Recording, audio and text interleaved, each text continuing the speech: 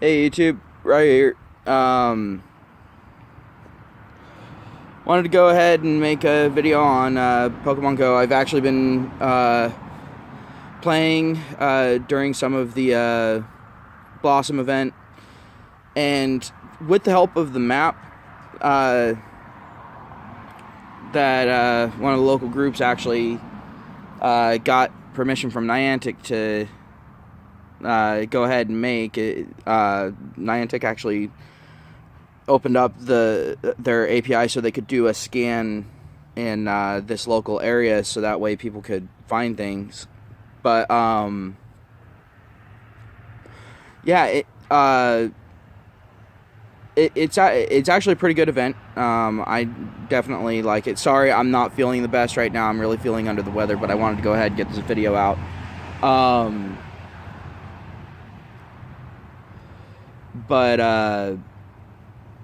Yeah, it's actually a pretty nifty thing, and it just kind of goes to highlight how bad the current tracking system is. I really hope they do revert back to the original tracking system at some point. I hope they pull their heads out of their asses, because the old school tracking system was by far the best way of doing it. It made it feel more like a Pokemon game. But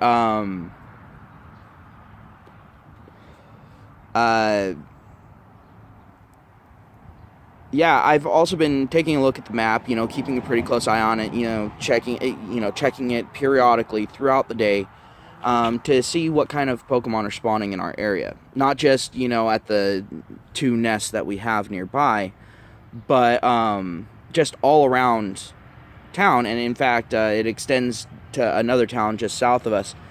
And other than, the grass types, which we've always had a lot of grass types up here. Like Bulbasaur hasn't been super rare for us, but now with this event, now it's as common as Rattatas were back when the game first launched. Rattatas and Pidgeys. But I have been noticing a much wider range of Pokemon.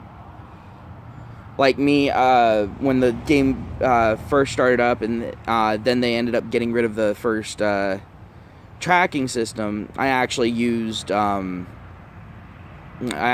couple of the Pokemon location maps, and I would sit there and I'd scan around town and that sort of thing, just to see like where certain things tended to spawn, all of that. And I noticed it was a whole bunch of the same. Well, it seems like they've actually decided to go ahead and listen to people and actually bring up different spawns. So that's pretty cool on Niantic's part.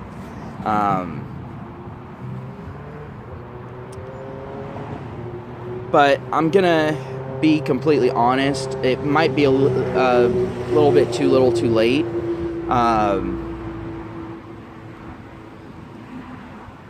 We'll see. I hope it's not, because the thing is there's, like I've said in the past, there's definitely great potential in this game, but it needs to be managed properly from this point forward. And there was an unfortunate event for anyone who hasn't heard, that plays Pokemon Go, or knows people who play Pokemon Go. There was a little soft patch update to the game, and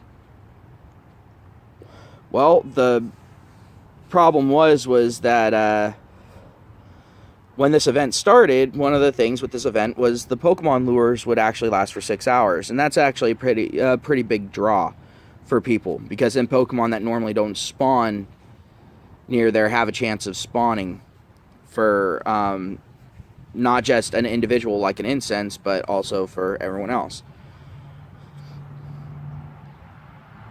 The coolest thing is, though, is they typically last a very short amount of time. I think they only last an hour. I hardly use them, but I think they usually last half an hour or an hour. It's one of the two.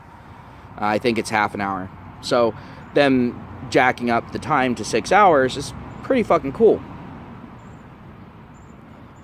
And then if you got a cluster of Pokestops and you've got the lures there, then it kind of exponentially increases. And more rare Pokemon will spawn when you've got clusters of lures as opposed to just like one individual lure out in the middle of bumfuck nowhere. That all being said, there was a problem, and it was if someone placed down a lure, they got soft banned for some reason. And what soft banning is it's not you getting permanently banned. It's usually like a 6, 7, or 8 hour ban, where like if you throw a Pokeball at a Pokemon, they'll instantly break out. It won't even shake once. It won't even attempt to shake. They'll instantly break out and they'll instantly run. You can't spin any Pokestops to get items. It's a way to kind of sit there and say, yeah, you've been spoofing, so here's your warning shot across the bow. But this was done with a whole bunch of people, you know, who would have really no reason to bot. And even Niantic admitted, hey, there was a problem. We think we fixed it and that sort of thing. And it's an honest mistake, don't get me wrong. But yeah, it was very unfortunate because they didn't get it fixed until like halfway through the event. And a lot of people really got screwed out of the event. So apparently they're extending the event because it was supposed to end yesterday, but it's still going. I got online and I checked around, and yeah, apparently they have extended the event. I haven't been able to find anything saying, you know, for how long the event got boosted for. I don't think anyone really knows, but it's kind of cool that Niantic actually decided to extend the event, so that way people who missed out on the first part from a soft ban could go ahead and get in on it.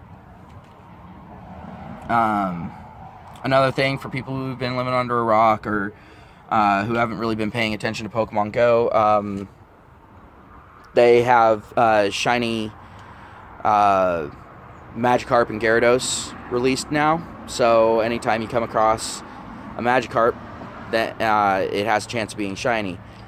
The downside is if that Magikarp ends up being a Ditto, and you know you see that shiny Magikarp and you're like, sweet, you throw the ball, you catch it, you're all happy, and then all of a sudden you see the O with a question mark.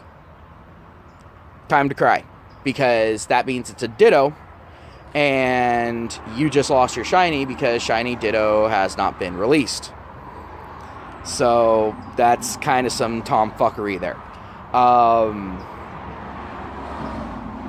But as far as it goes, I think they're really starting to listen to people. I think they realize that their model isn't sustainable off of just major cities. So here's hoping. Hopefully they'll be bringing out some more events, because they've had a water event, they've had a grass event, so now of course, you know, the next thing's going to be a fire event, which I'm definitely going to take advantage of, because like I said, in my area, grass types are pretty common. Water types aren't super rare either, but fire types are ultra rare in our area. I mean, you have one popping up every once in a while, and they're usually in really far out of the way places in our town. You know, sometimes in neighborhoods that you might not want to be walking down it without having a gun on you. But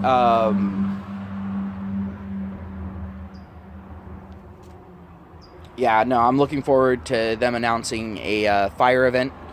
I'm going to be keeping an eye out for that.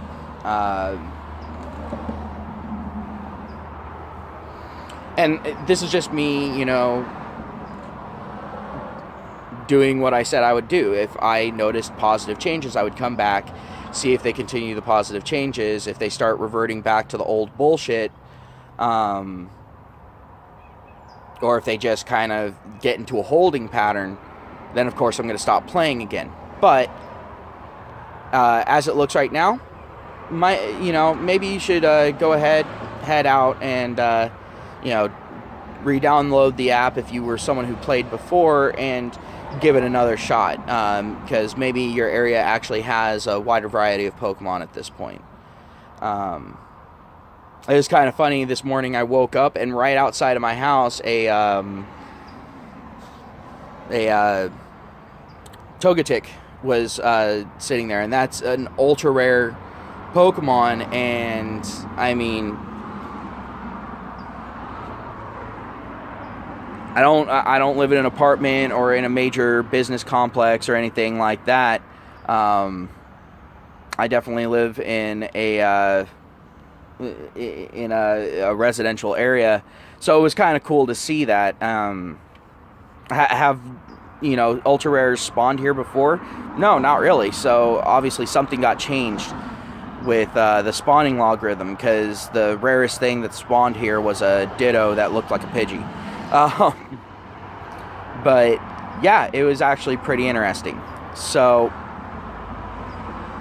I definitely recommend going ahead, giving the game another shot. Maybe if they start seeing people returning when they do these good things, maybe they'll go ahead and continue in that trend. So just wanted to get this video out and let you know. So have yourselves a good day. I'll talk to you later.